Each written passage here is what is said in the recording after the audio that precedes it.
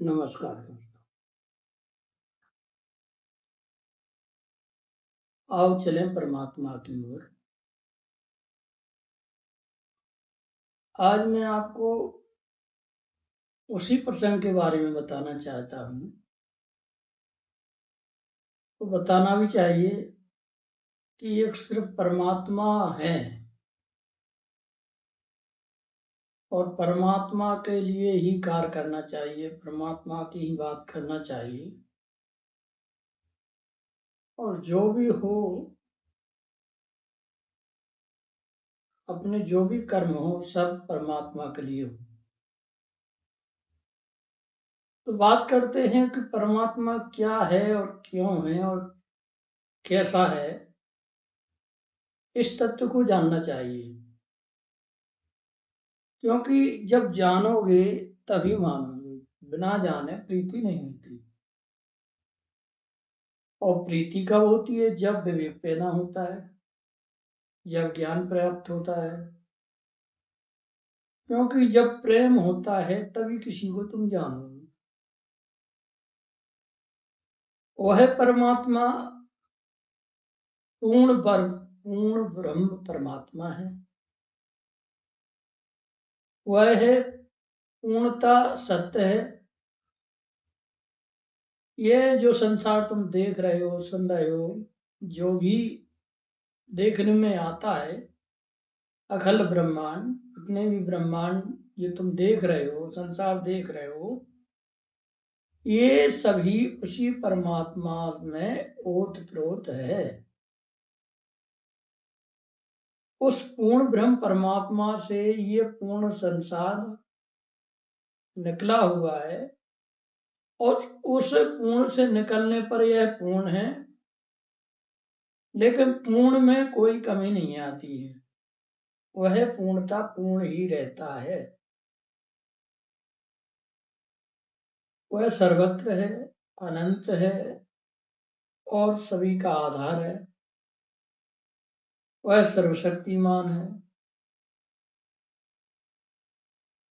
तो बात करते हैं परमात्मा की कि उसको कैसे पाया जा सके। तो इसी तत्व को जानने के लिए उस प्राणिक कथा की ओर चलते हैं। क्या होता है कि एक बार सुखदेव जी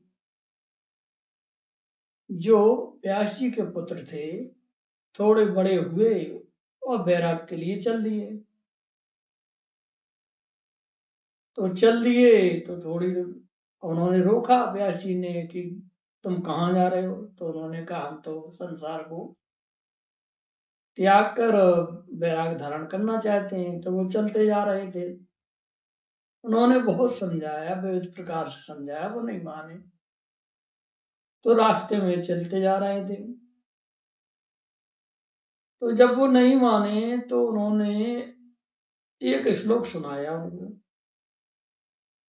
जब श्लोक सुनाया तो उनको बड़ा आनंद आया, क्योंकि उस श्लोक में भगवान का ही ज्ञान था,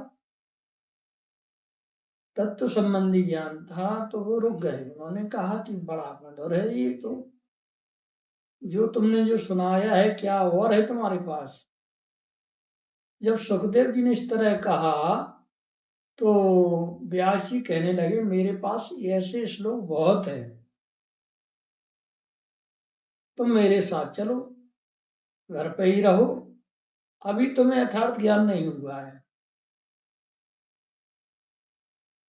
तो होता क्या है कि सुखदेव जी उनके साथ में लौट आए।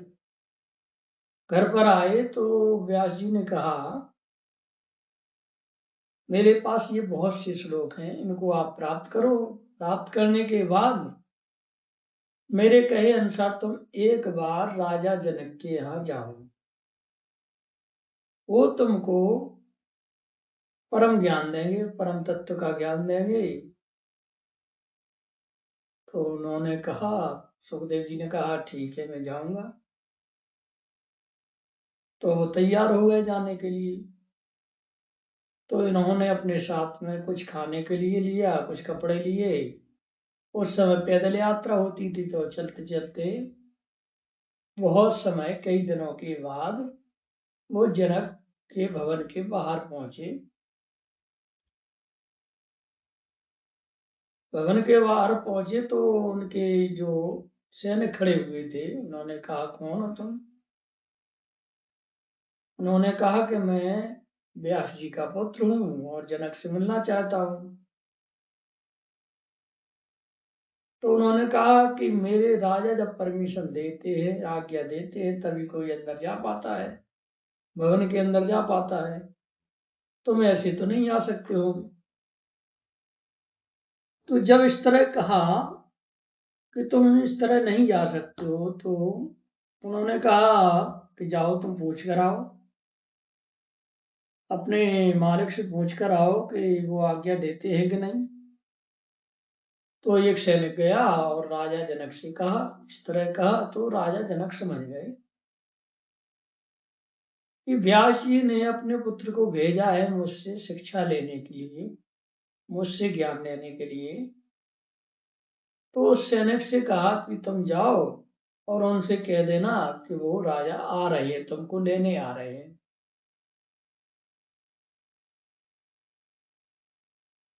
तो जब वो पहुंचा और उनसे कहा, तो बहुत समय हो गया। वो परीक्षा लेना चाहते थे जनक।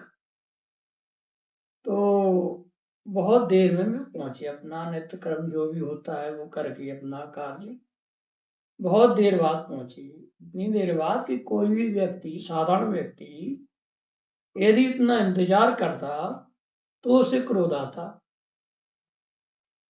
तो बहुत देर के बाद जब जनक जी पहुंचे और सुखदेव जी से मिले कि आओ, नगर में तुम्हारा स्वागत है, तो वो अंदर ले गए। सुखदेव जी को कोई क्रोध नहीं आया उनके बहुत देर करने के बाद भी।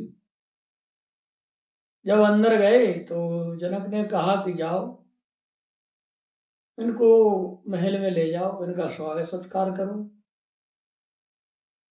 तो सैनिक उनको ले जाके ले गए। तो राजा जनक ने उनके लिए सैनिकों से कहा कि इनकी परीक्षा लेना है, ऐसा काम करो कि बढ़िया अच्छे बिस्तर लगवाओ, अच्छे पकवान बनवाओ और बढ़िया सुंदर कन्या इनके पास में भेजो। तो उन्होंने बढ़िया वस्त्र और वस्त्र भेजे पहनने के लिए। तो सुखदेव जी ने उनको धारण नहीं किया, जो पहने हुए थे वो उसी को धारण किया उन्होंने। अच्छे अच्छे पकवान भेजे उनके लिए, विविध प्रकार के 56 भोजन भेजे उनके खाने के लिए। तो उन्होंने थोड़ा बहुत कुछ खा लिया। ऐसा नहीं कि लालच लालच बस कुछ भी खाने लगे और उसी में आसक्त हो जाए। उसके बाद उन्होंने 16 साल की कन्याओं को भेजा, तो उन्होंने उन तरफ की, उन कन्याओं की तरफ देखा भी नहीं। उनके अंदर कोई लालसा पैदा नहीं हुई। जब इस तरह की परीक्षा उनकी हो गई, बहुत समय के बाद में राजा उनके पास पहुंचे। उन्होंने कहा, आओ मेरे साथ चलो। अब वो उनको लगा के महल में अलग अलग जगह वो गए।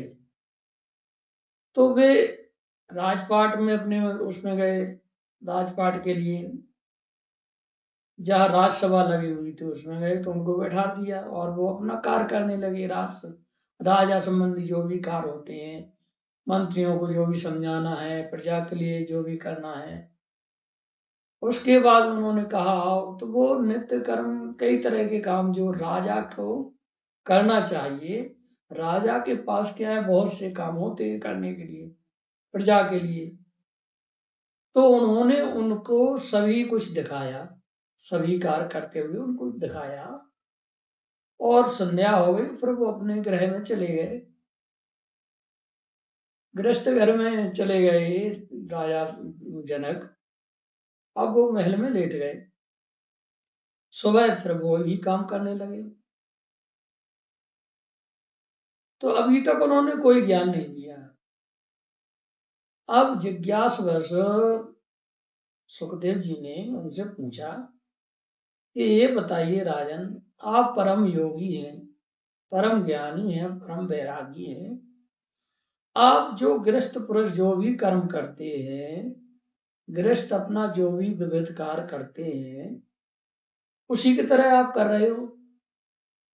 राजपाट आप संभाल रहे हो, प्रजा के हित के लिए जो काम कर रहे हो, सब कुछ कर रहे हो, सामाजिक काम। फिर आप योगी कैसे हो?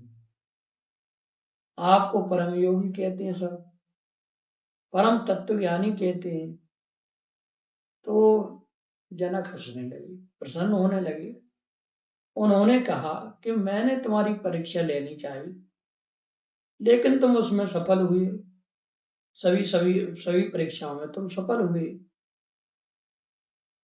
जो तुम देख रहे हो, मेरा जो नित्य कर्म है, सामाजिक कर्म है, राजधर्म है और गृहस्थ का धर्म है, पुत्र के लिए, पुत्री के लिए जो भी धर्म है, पत्नी के लिए जो धर्म है, भाइयों के लिए, माता पिता के लिए जो धर्म है, मैं वह सभी कुछ करता हूं। तो सुखदेव जी ने कहा, आप सब कुछ करते हो तो कर्मों से लिप्त नहीं होते हो? कर्मों से लिप्त नहीं होते हो? क्या तुम्हें कर्म बंधन में नहीं डालते? क्या तुम कर्मों के अधीन नहीं होते हो? तो जनक ने कहा, नहीं, मैं नित्य कर्म करते हुए, सामाजिक कार्य करते हुए, सभी धर्मों को करते हुए भी इनको अपना नहीं मानता हूं, इनमें आसक्त नहीं होता हूं। क्योंकि मुख्य होता है आसक्ति होना। किसी भी कर्म में तुम आसक्ति करते हो तो वह कर्म तुम्हें लिप्त करेगा। संसार में कुछ भी करो, लेकिन उसमें अपना कर्तापन नहीं होना चाहिए, अहंकार नहीं होना चाहिए, आसक्ति नहीं होना चाहिए। यदि आसक्ति हो गई, अहंकार हो गया कि यह मैंने किया है, तो कर्मों में बंध जाओ।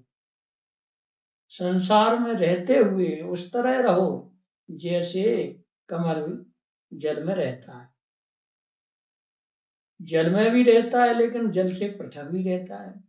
जैसे कमल के पत्ते पर पानी डालो तो वह रुकता नहीं उस पर, कमल की भांति आप इस संसार में रहो। आसक्ति नहीं करना चाहिए। मेन मुख्य क्या है? आसक्ति होना। भगवान की बनाई हुई इस सृष्टि का आप उपयोग करो, विषय भोगों में रहो, लेकिन आसक्ति मत करो। आसक्ति करने से, मोह करने से आप उसमें फंस जाओगे। तो जो सुखदेव जी जो समझने आए थे, जो शिक्षा लेने आए थे, जनक जी ने उनको पूरा तत्व ज्ञान दिया। सुखदेव जी प्रसन्न होकर अपने पिता के पास पहुंचे। पिता से कहा कि मैं राजा जनक से शिक्षा लेकर आया हूं, बड़ा आनंद आया, बड़ा प्रसन्न हूं मैं। तो उन्होंने कहा कि जाओ, तुम थोड़ी बहुत तपस्या करो। उसके बाद वो सुखदेव जी तपस्या करने लगे पर्वत पर। तो उनकी तपस्या के प्रभाव से उन कंदराओं में वो उड़ने लगी। तो ये तपस्या का प्रभाव था। पूरा पूर्ण ज्ञान होने पर, तत्व ज्ञान होने पर सुखदेव जी बहुत ही प्रसन्न थे। तो होता क्या है कि परमात्मा का जो तत्व ज्ञान है, यदि उसको प्राप्त कर लिया तो ना तो आपको मोह होगा, ना क्रोध होगा, ना अहंकार होगा, ना लोभ होगा, ना आसक्ति होगी। जो भी विकार हैं वो सब छूट जाते हैं। लेकिन जानना किसे है? उस परम तत्व को, उस परम ब्रह्म परमात्मा को। उसको जान लिया, उसको समझ लिया तो सब कुछ जाना हुआ हो जाता है। धन्यवाद।